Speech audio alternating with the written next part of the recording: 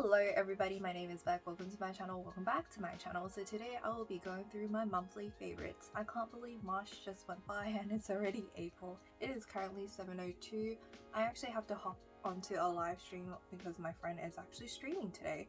And it is the 2nd of April that I'm filming.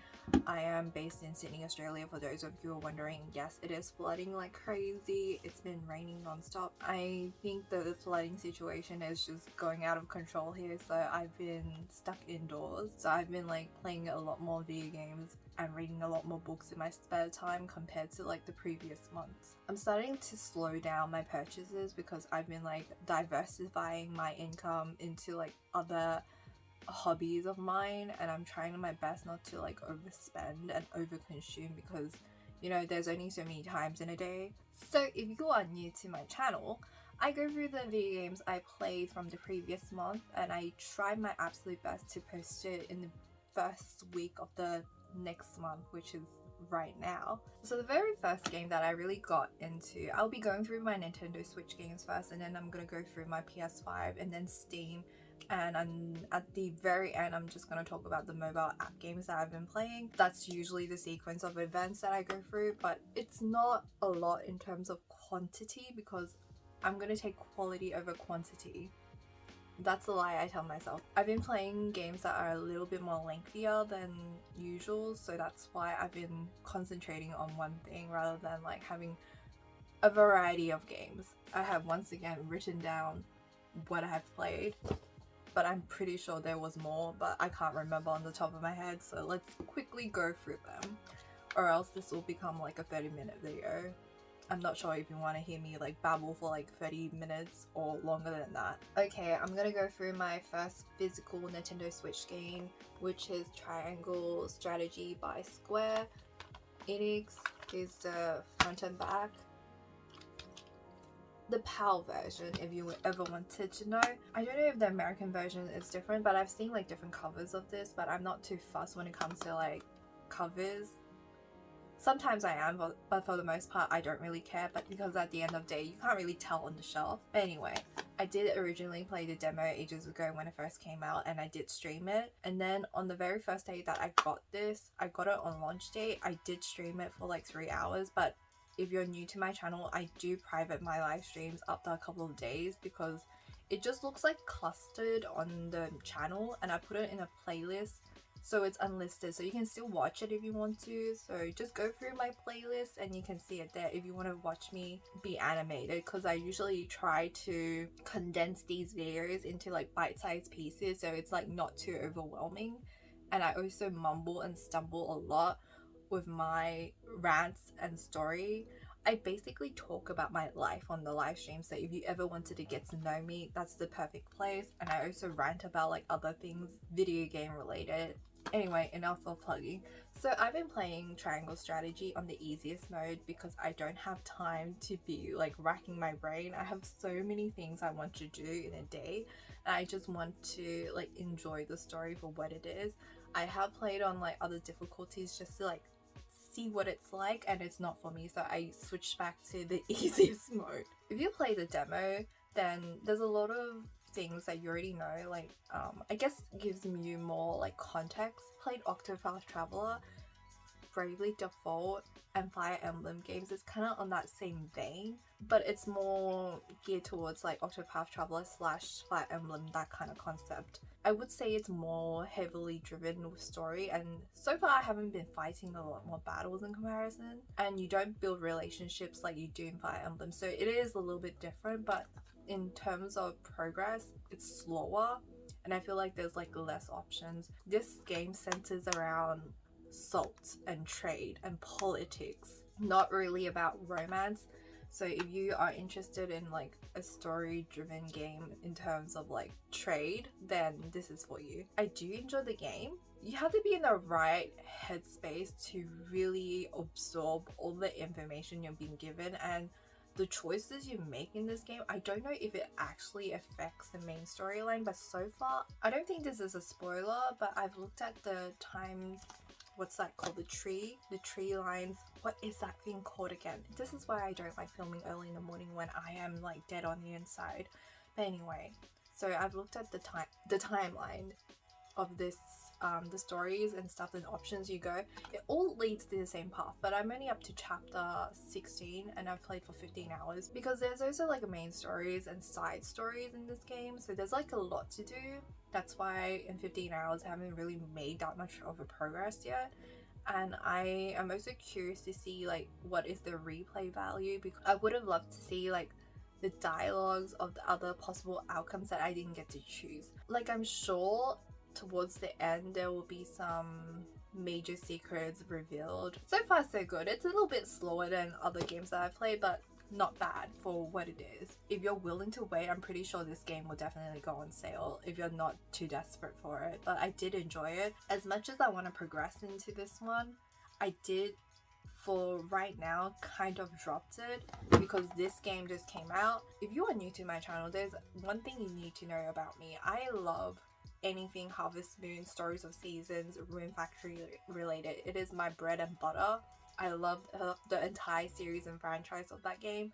There's some history behind it with like localizations and stuff like that, but I won't go through it in this video. I've known about Rune Factory 5 for a while now, and I really love the previous Rune Factory games, and I was really anticipating for this one. I wanted to buy the Earthmate edition and it was only sold at EB Games, and I completely missed out on the pre-orders and it was like sold out by the time I got it. I could have bought the Earthmate edition elsewhere, but I didn't want to wait. I wanted to play it on launch date, so I had to like buy it from Amazon because it was slightly cheaper and had the fastest delivery. I would have got it on launch date. I could have bought the digital copy, but it costs more than the physical. Fun things about Australia I don't understand either, but anyway, so I started playing Rune Factory 5.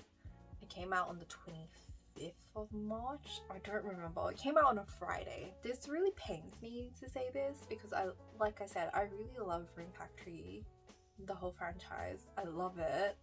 It is everything to me, but there is something about this one that does not sit right with me because maybe because I am playing on my Nintendo Switch Lite, it just chugs sometimes. And I've switched it to my main Switch, which is the Animal Crossing one. So I've only played the first 2 weeks of spring, and there's a lot of things I like about it. There's definitely improvements in terms of quality of life in the game, and there's like more content to play.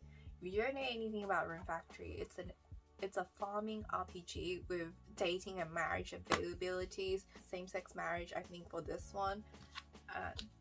The inside's kind of plain, and it has like dungeon crawling elements. The graphics are questionable at times, but then again, you can't expect too much from a Nintendo Switch game, and I don't really play a game for graphic purposes. I mean, it does affect the enjoyment sometimes, but not all the time. For the most part, I enjoy story and gameplay over everything else, so it's like not one of the major concerns for me. I think the official art looks really nice. I don't know who I'm gonna marry. I'm leaning towards the knight, but I also like the smithy blacksmith, which is him. I don't even remember the names. Okay, this is bad. The games that I picked up this month, they are time consuming. There's like a lot of content, as you can tell. It's empty because I'm playing it right now. So yeah, there's like a lot of content for both of these games, and you really need to sit down and really process the story to truly enjoy. At least to me, I need to sit down and process the story to truly enjoy what the hell I'm doing and what I'm playing. I am driven by storytelling, if you couldn't tell by now. So these two, I do like this game, and I just need more time, to be fair about it. For me, these two are the most anticipated games for this year. I know for my friends, Elden Ring is the it game for this year, and I did try at some point to play it. It's just not for me. It's just like too much pressure.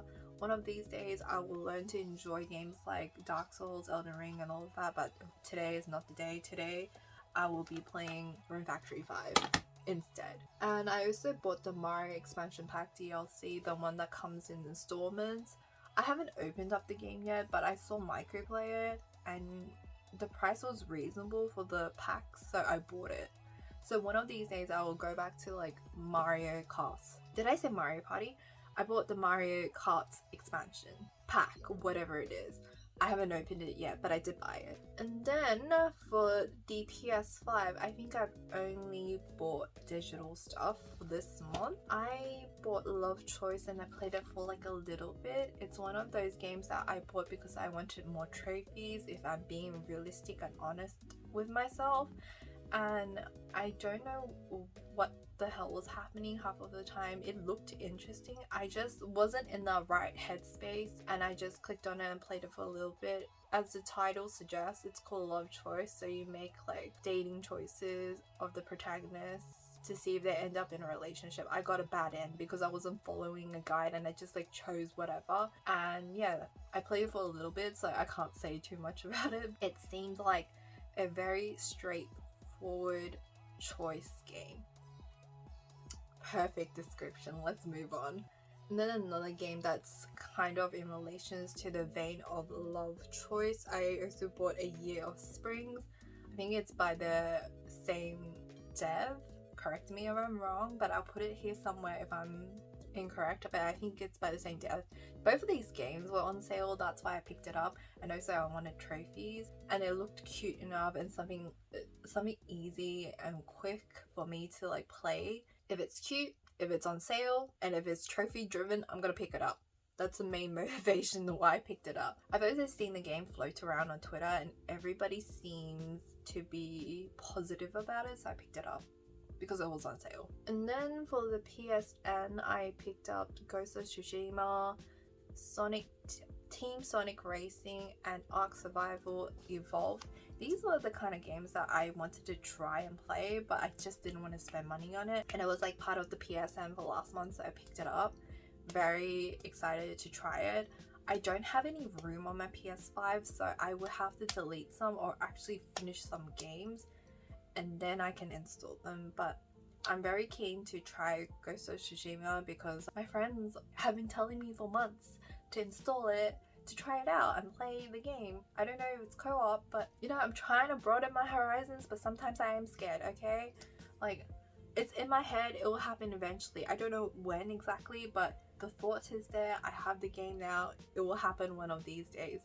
I'm trying, because you know, I went from the Animal Crossing to Monster Hunter to now like expanding to more genres, okay? Oh yeah, and I also play a little bit of Genshin Impact, although my rolls are so terrible. I'm thinking of completely quitting Genshin, and I'm not even joking. I actually stopped playing Genshin for like a month straight to kind of like detox from gacha gaming, but then I started playing other gacha games to replace that kind of addiction, so nobody wins in this scenario. And finally, going through my mobile app games, I started playing Twisted Wonderland, which is a game by Disney, and it focuses on the villains of Disney characters in male form. I actually don't know what the premises of the story is about.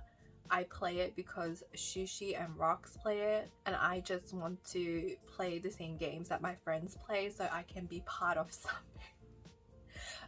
And also the graphics are really pretty. I did try to read the story a little bit. My friend was streaming it and I watched it, so I don't have to like read it myself since they're reading the story out loud for me.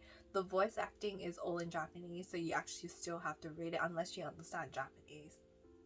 I feel like that was so completely redundant of me to say, but here we are. But unfortunately, Twisted Wonderland is not available in my country, so I actually have to use a VPN to play it on my Android phone because I do have an iPhone. I'm using my Samsung to film this.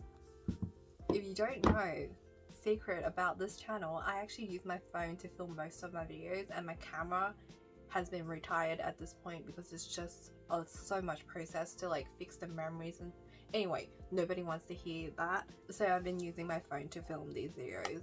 Could you tell? So that's one of the app games that I've been playing. I've been playing Genshin on and off because the character that came out this month I really want, but it ended up with Jane because I lost the 50-50. Besides the point, let's move on. I've also been playing a music game called Bang Dream. I've mentioned it previously in my other videos. The reason why I went back to Bang Dream is because they released a Sailor Moon soundtrack and I was all about it. And they also have the Persona event, which I missed out on. I didn't complete it, but I did have like some of the Persona 4 and Persona 5 songs on it, so I'm really happy about it.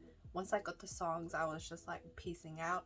So right now I'm trying to finish the Sailor Moon, like buy all the Sailor Moon songs with my points, and then I'm gonna piece out again unless they do another collab that I'm interested in, and I will go back to it. There's just like a lot of like anime crossover theme songs from the 90s that they're currently doing for some reason, so I'm like, I think that's basically it for the month of March. So Nintendo Switch is like mainly 2 physical games, and for the PS5 it's mainly digital. I don't think I've played a single physical game, and I don't think I've even opened my PS5 for more than like 2 hours in collective. I'm thinking of buying Ace Attorney again on the PS5 because it's on sale, because that's the only motivation I will have because of trophies. I have it on the Nintendo Switch. Wait, not Ace Attorney Chronicles, I think, the newest one. I am almost done with that game, but it's been backlogged. Okay, this is so bad. I have a terrible habit of almost finishing a game and then dropping it when I'm about to end it. It's a terrible habit I've picked up, but at the rate I'm going with triangle strategy, I think it's going to be the same kind of situation I'm trying to like rectify at this point. I do at least want to get married in this game with Factory 5, and then we'll see what happens. Fun fact about me, since nobody usually makes it to the end of my videos, I recently graduated. Actually, no, that's not true. I graduated back in 2018. Like late 2018, and I only recently walked my graduation in 2022 because of the C word. I'm just glad I just got to walk it before I turned 30. That has always been a goal. I don't know why, but I don't feel entirely proud of myself for that degree, but I accomplished some things. I only wanted to say something because a lot of you guys sent me like really nice messages in regards to my graduation ceremony. And thank you so much for all my friends who dropped by the live streams. I appreciate every single one of you. That was my March. I actually did a lot of things in March, so that was weird for me. And right now I'm gonna eat some M&M brownies. This was a mistake. They don't taste that nice, in my personal opinion. They kind of taste like stale M&Ms because of the brownie texture. They were half off, that's why I picked it up. Anyway, oh yeah, another fun fact, I have this now. I'm very proud of myself. I built it. In the top tier we have like books, and at the bottom we have video games. If you want to see what this entire tier thing looks like, you can check out my booktube channel, which I'll link down below and towards the end of the video. I think I've rambled long enough. This video will be at least 20 minutes long at this rate. I am so sorry for not posting more than once a month because I really don't have any content, and this is the most consistent thing I can talk about. Let me know what you want to see from me. I'm happy to try and give new things a go if it's within my capacity. But anyway, I hope you guys enjoyed this video. If you did, give me a thumbs up, leave a comment down below if you have anything you'd like to say to me, and if you have any recommendations such as Amnesia, the stupid not the horror game. The horror game's fine. Amnesia, the dating game's actually coming out, and my day was ruined because Maro tagged me in it and I saw it. I don't believe my eyes. It's coming out on Nintendo Switch. I'm not picking up that game ever. That game will scar me. That dating game. I don't understand why it has such a high rating. But anyway, do not recommend me that game and don't tag me. If you have anything you'd like to say to me, leave it down below. Hit the subscribe button if you want to see more content from me, and hit the bell for notifications, and I'll see you guys in my next video. Bye!